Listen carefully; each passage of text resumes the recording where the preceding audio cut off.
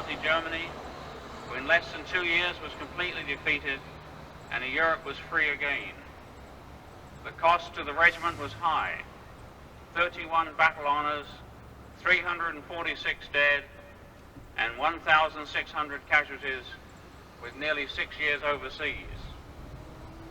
And knowing full well that the price of freedom is eternal vigilance and sacrifice, it is proper to remember these men and their deeds, so that we may be inspired to rededicate ourselves to our country and the cause of freedom. They shall not grow old, as we are left grow old.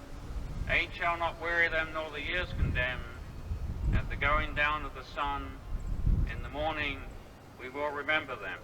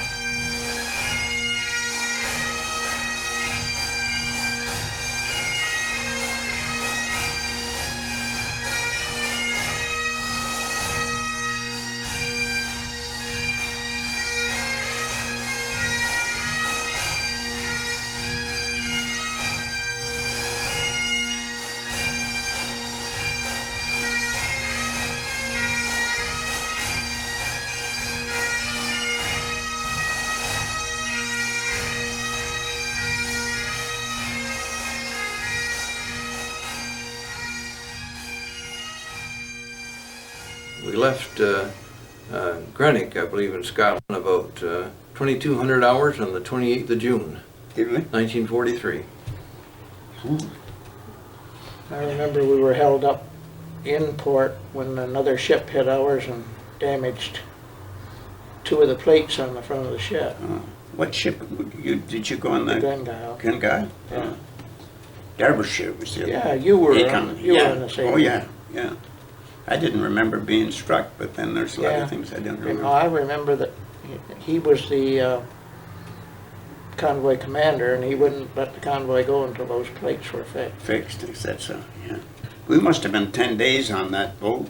Somebody said we went all the way across the Atlantic, all down the Atlantic sea coast, and one time we were opposite New York, and then we went through the Straits at Gibraltar, and I remember the lights were all on.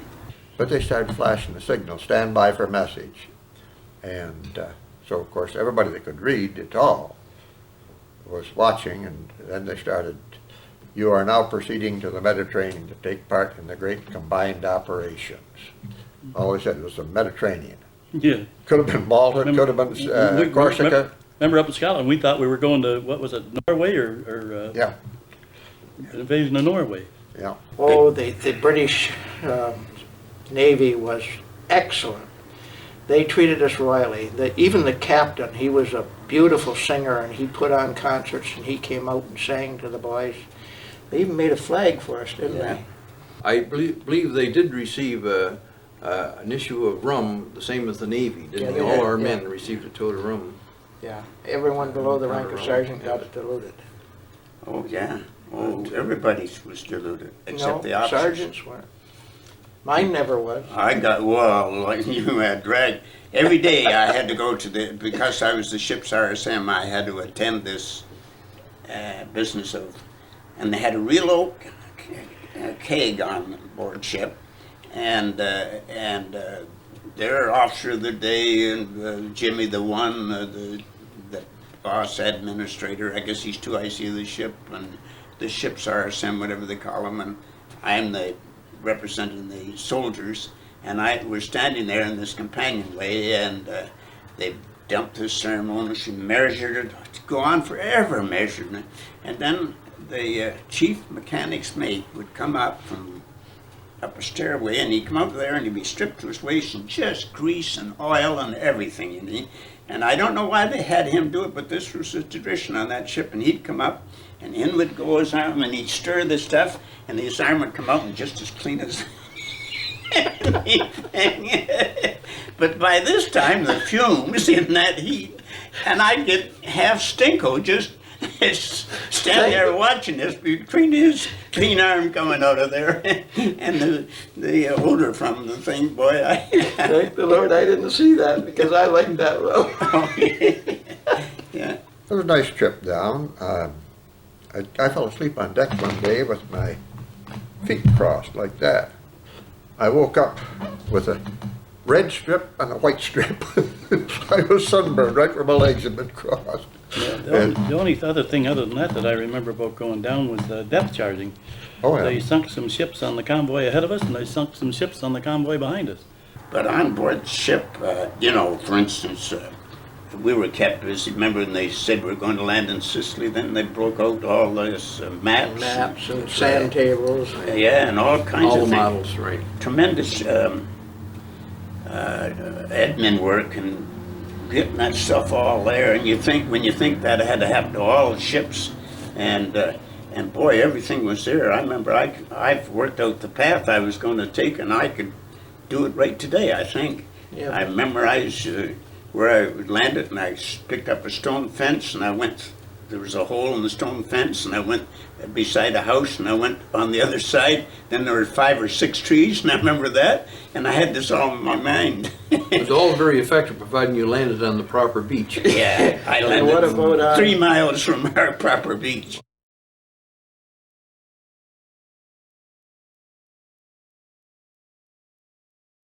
Padby Lane held a church service, which I attended. And it's amazing that most of the chaps did attend that Yeah, service. and it was voluntary. He'd go around to different groups. He had about 3 Yeah.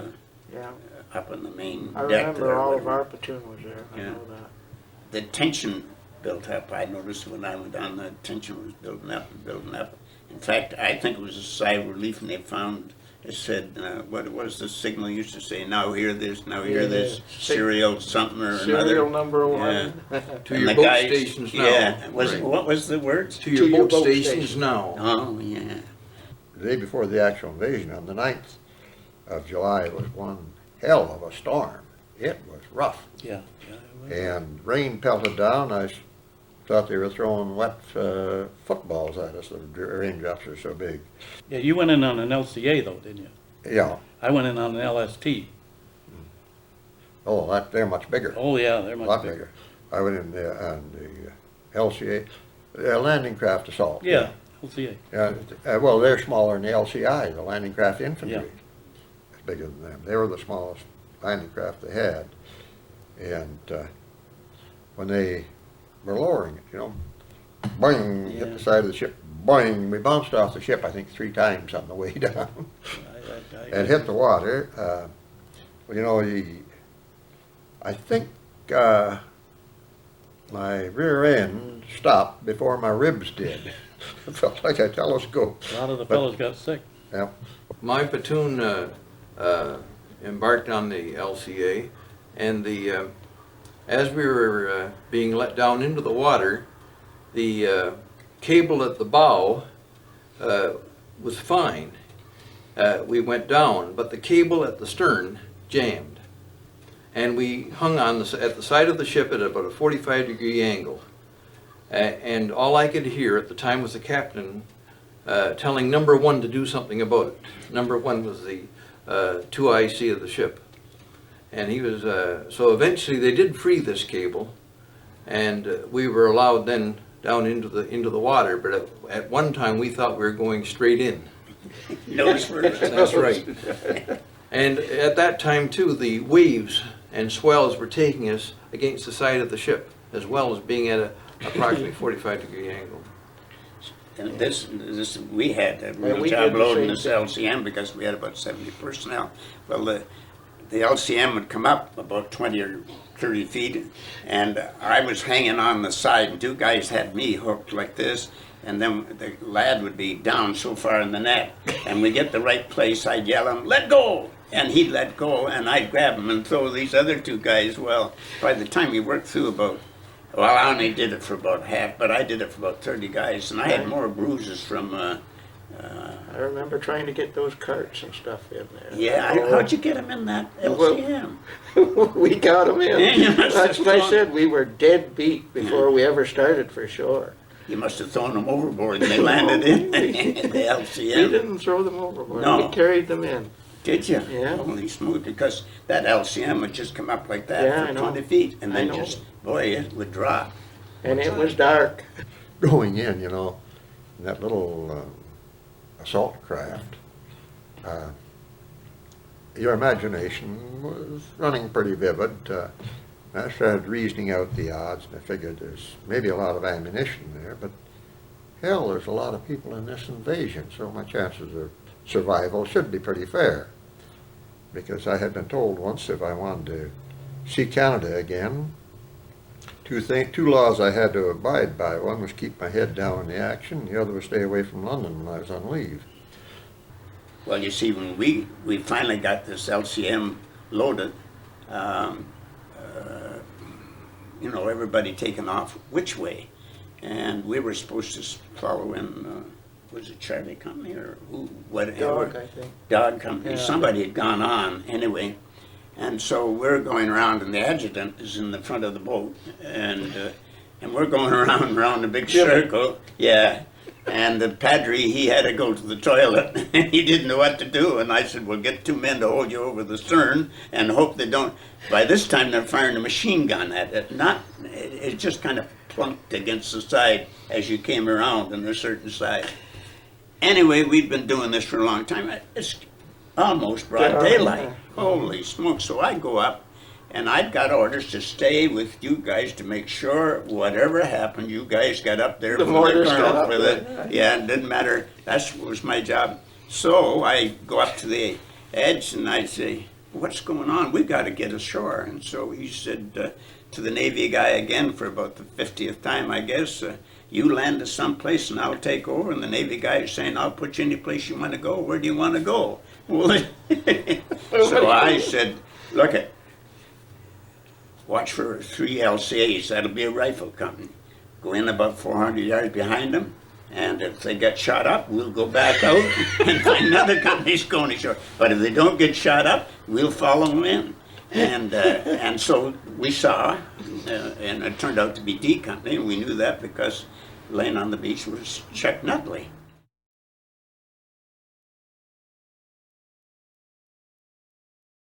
It was a very good beaching, except when we get off the craft, we hit the reef.